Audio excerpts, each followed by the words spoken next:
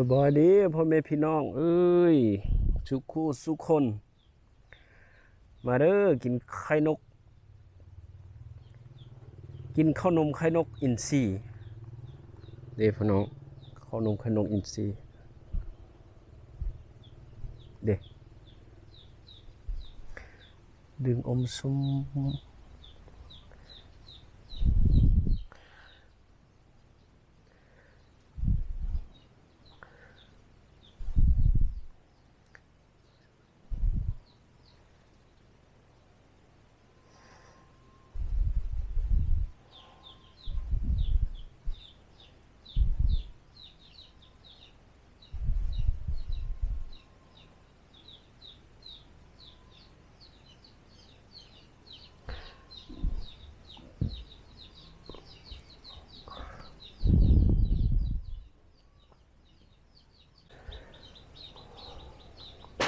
มาพี่น้องกินข้าวนมไข่นก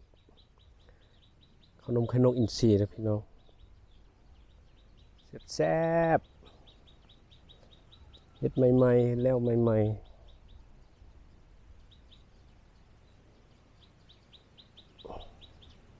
ๆแซ่บบ่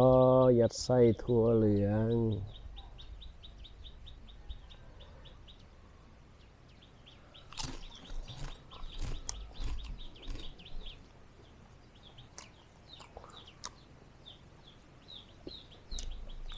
กรอบนอกนุ่มใน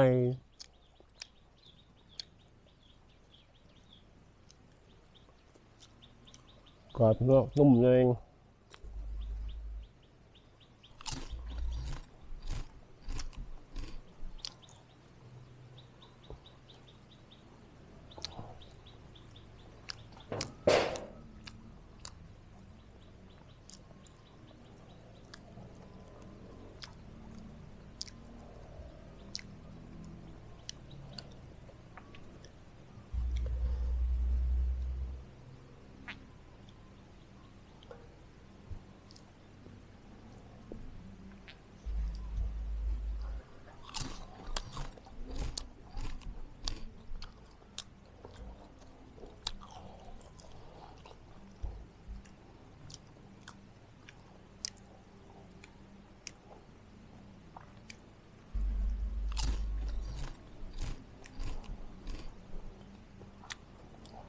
หอม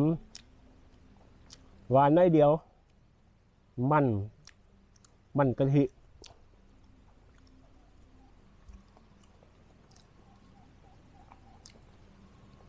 มันกะทิกับนมสด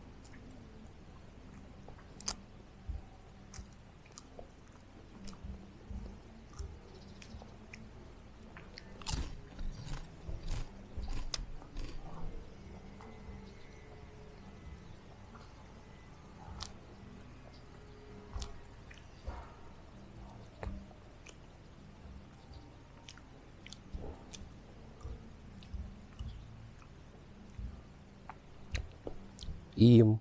คักไว้แซ่บหลายมักเดือก็สุกแล้วพี่น้องเลย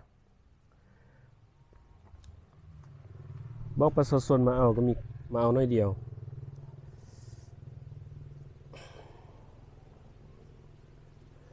ห ว้าว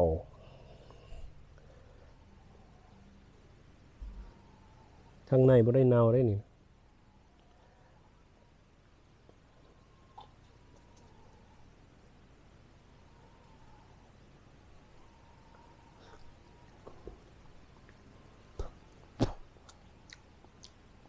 อยากจืดรสชาติอยากจืดกินดิบแซ่บกว่าเนาะ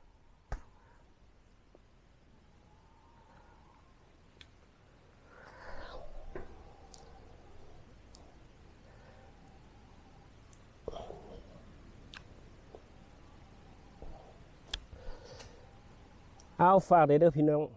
ข้าวนมไข่นกขนมไข่นกอินทรีย์ข้าพเจ้าเฮ็ดเองเฮ็ดสูตรมาเองแซ่บรับประกันความแซ่บพี่น้องสั่งได้เด้อรับงานพร้อมเนาะมีงานบาสีสู่ขวัญงานดองงานขึ้นเฮือนปีใหม่สามารถสั่งนำข้าพเจ้าได้เนาะรับงานรับเป็นโลเนาะ10 โลขึ้นไปข้าพเจ้าไปจืนให้กินฮอดยาฮอดเฮือนเลย10 โลขึ้นไปเนาะราคาเป็นกันเองราคาแสนสบายเนาะผู้ใดสนใจอยากลองซิมก็โทรมาหาได้เนาะทักมาหาได้ขายเป็นก้อนก็มีจืนขายเป็นก้อนก็มีรับงาน